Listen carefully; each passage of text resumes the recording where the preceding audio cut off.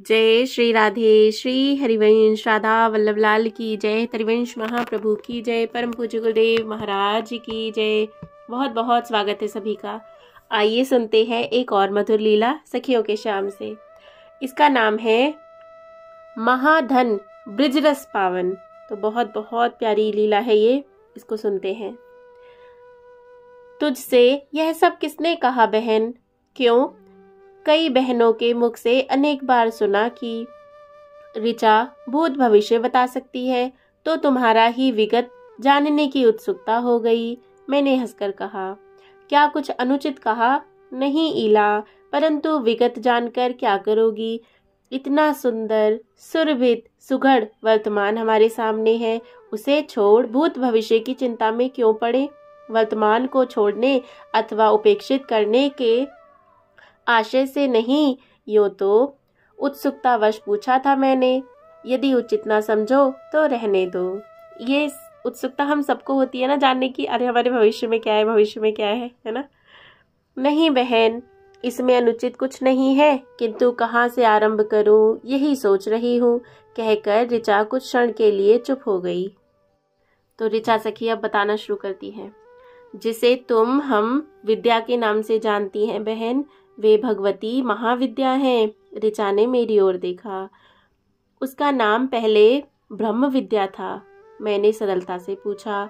मैं तो तेरा विगत पूछ रही हूँ बहन, अपना विगत ही कह रही हूँ ईला। ये विद्या ही वेदोक्त महाविद्या है, जिन्हें प्राप्त करने को पता नहीं कितने कितने जन्म जब तप सत्संग में व्यतीत कर देते हैं, किंतु उनमें से किसी विरले को ही महाविद्या का ज्ञान होता है। वही भगवती महाविद्या ब्रिज में गोप कुमारी विद्या बनकर आई हैं। जय हो जय हो। तभी कहते हैं कि ब्रिज में जो भी है बहुत सामान्य आपको दिख रहा है, वो सामान्य नहीं है। एक तो वो ब्रिजवासी है, क्योंकि ब्रह्मा तक, यहाँ तक कि विष्णु जी भी यहाँ की जो रज है उसके लिए तरसते हैं। तो जो भी जिसको यहाँ का वास प्राप्त है वो बहुत बहुत कोई बहुत ही बड़ा है, ऐसा हमें हमेशा ही समझना चाहिए। और यहाँ तक कि अब भी ब्रिजवासी हमारे, उनके चरणों में हमेशा ही हमारी वंदना रहे। क्यों, कैसे? मैंने आश्चर्य से पूछा। एक दिन नहीं, दिन कहना उचित ना होगा बहन। एक बार जब हम सब ब्रह्मलोक में गई थी, बाधा देने के लिए क्षमा करना बहन। हम सब तुम्हारा अभिप्राय अपने अतिरिक्त और किन किन से है?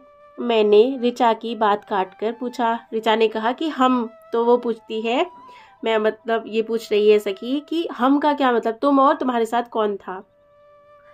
हम सब, प्रज्ञा, मेधा, क्रिया, संध्या, उषा और मैं। हमारे यूथ की सभी बहनें वेद की ऋचाएं हैं बहन। जय हो। देखो कितनी सुंदर बात ना, वेद की ऋचाएं हैं। देवी ब्रह्म विद्या हमारी स्वामिनी है और हम सब उनकी अनुचरियां। उन्होंने तपस्या करने की अभिलाषा व्यक्त की। यह अनहोनी सी बात थी कि उन्हें कोई कामना हो, अभिलाषा हो। उससे भी बढ़कर यह कि उस अभिलाषा की पूर्ति के लिए उन्हें किसी प्रकार का कोई कष्ट उठाने की आवश्यकता हो। फिर ऐसा है ही क्या ब्रह्मांड में जो उनका काम में बनने का सौभाग्य प्राप्त करे। जय हो। किंतु हम में से किसी ने कोई प्रश्न नहीं किया, चुपचाप उनके अनुगमन में चल पड़ी। जब तपस्वियों का तप पराकाष्ठा पर पहुंच परिपक्व होता है, वहीं से उस स्तर से देवी की तपस्या आरंभ हुई। जय हो। देखो कितनी बड़ी गूढ़ बात हमें इस लीला में पता चल रही है कि जो ब्रह्म विद्या है वो भी, उन्होंने भी तपस्या करी है भगवान का सानिध्य प्राप्त करने के लिए। और उनकी तपस्या कहाँ से शुरू हुई है? जहाँ से कई जन्मों तक जब जो ऋषि मुनि है वो तप कर लेते हैं, वहां से तो उनकी जो तप है वो शुरू हुआ है। इस बात को बहुत ध्यान में रखें हम। कितने वर्ष यह ना पूछना बहन, वह गिनती संभव नहीं। अवश्य ही मुझे कल की सी बात लगती थी, जिसकी आयु का परिमाण अंतहीन सा हो। उसे तो जैसे समय शीघ्रगामी लगता है। घटनाएं पल घटिकाओं पहले सी लगती हैं, जैसे पर्वत पर खड़े व्यक्ति को पेड़ पौधे और प्राणी उनके और अपने स्वयं के परिमाण से छोटे लगते हैं, वैसे ही समय समय की गति भागता सा लगता है। बहनों, तुम सब क्यों श्रमित होती हो? तुम सब ब्रह्मलोक चली जाओ। मैं अनंत काल तक यहाँ इसी प्रकार कालक्षेप करती रहूंगी। आजीवन? हाँ, कभी भी कहीं भी जीवन की इति हो, मैं उस समय तक लक्ष्य प्राप्ति का प्रयत्न करती रहूंगी।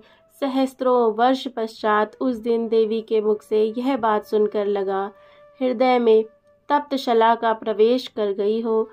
तुम ही कहो बहन, हम उनसे अभिन्न, उनकी अंश स्वरूपा, उन्हें छोड़कर कहाँ जाएं? हमारी गति ही कहाँ है?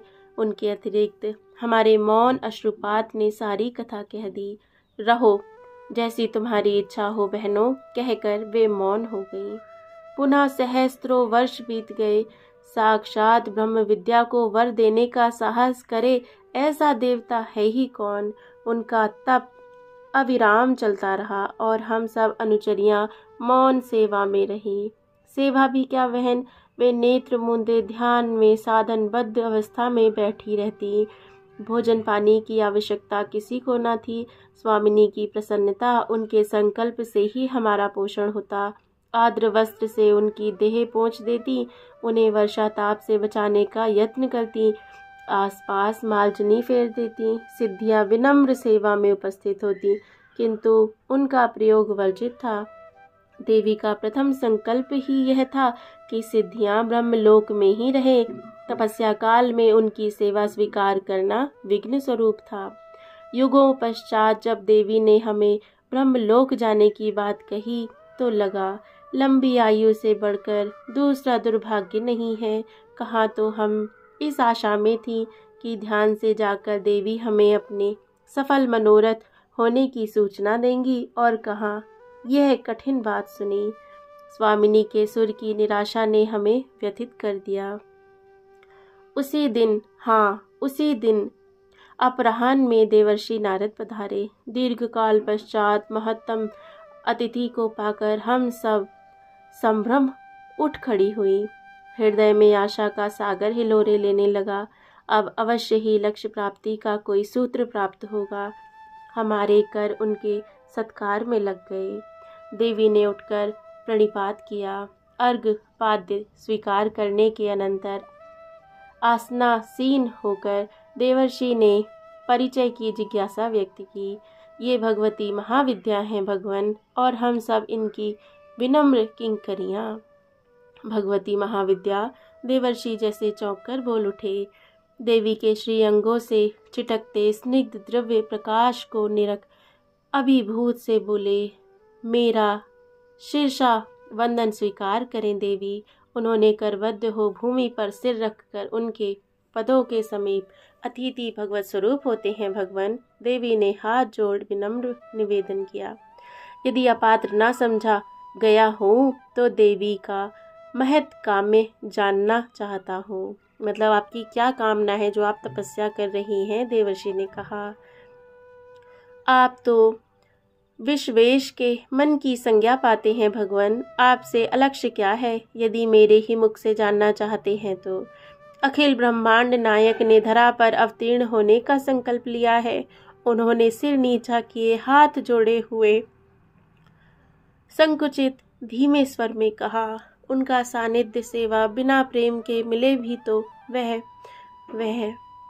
उनका स्वर डूबने लगा। संभल कर बोली, और प्रेम भक्ति तब साध्य नहीं प्रभु, उनकी अनुकंपा ही साध्य है।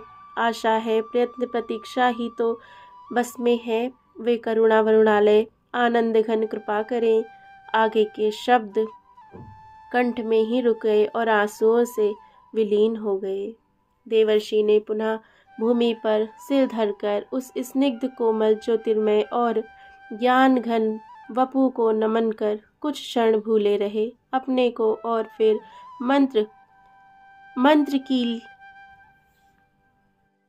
मंत्र कीलित से उठकर चले गए।